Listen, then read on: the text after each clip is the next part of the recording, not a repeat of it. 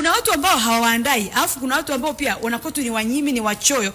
Mtoto hajui, mke hajui. Mimi siji kujua wanaume namna hii wana aim kwenye nini. Sincerely. Na ni wapo wengi sana. Yaani biashara anajua yeye na ndumba zake, yeye na mganga wake, anajua yeye na marafiki ambao walioko baa na akili yake. Yaani biashara kwenye akili yake. Kwa hiyo hakuna structure yote. Yaani biashara kwenye moyo wake yeye. Yeye ndo anajua anapata wapi hizo raw materials, anajua wapi anapata vipi masoko, anajua shirika lake ni nani, anajua madini. Yaani kuna mtu anakufa, biashara wanakuja watu 10 kuidai. Hawajua wametokea wapi. Mabenki 3 kudai.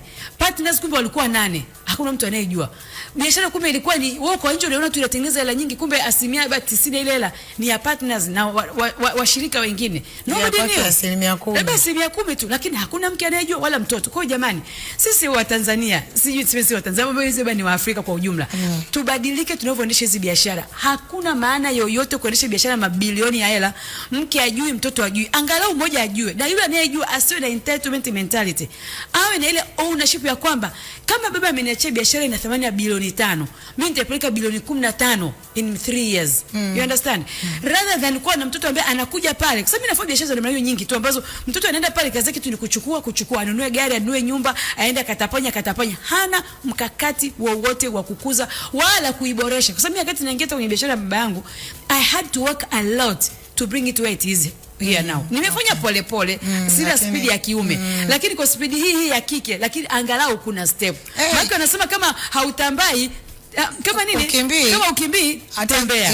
Utembei tamba. Utambai lakini make a movement. Mimi nilikuwa labda ni mwendo wa kobe, lakini angalau unatembea. Kuna mwingine hana chochote. Yaani ukimweka hapa miaka hii 10 hapa, miaka 10 ijayo yuko kwenye square ile anazunguka pale. Wape neno lako mmoja tu ili tuweze kufunga. Niseme hivi kwamba biashara hizi za kurithi au sime kama biashara za kurithi au za kupokea, ni muhimu tukazingatia mambo makuu matatu. Kitu cha kwanza ni lazima mtu awe na tabia na mwenendo wenye right integrity, right character, ambayo ni unyenyekevu, kuwa na honesty na bidii, diligence na all those things. Cha pili, mtu awe na skills. Kwa hiyo amesoma hajasoma, lakini awe na skills za ile biashara. Cha tatu, ni muhimu mtu akawa na tunaitaga uwezo, yani nguvu. Yani sababu biashara inahitaji power, mental power and ability to run it. Yani ku manage risks, you know those things. Lazima mtu na uwezo na awe na maono ya muda mrefu. Lakini kama ni mtu ambaye anakuja ku take instead of investing and bringing in the value to grow the business, huyo sio mrithi. Yani katafuta MD, tafuta CEO, nyie kaeni kwenye body, pokeeni dividends pembeni. Lakini lazima kuwe kuna mtu anaye oversee. Hata hiyo body lazima iwe very strong to oversee the business. Asante sana Haika Rawele.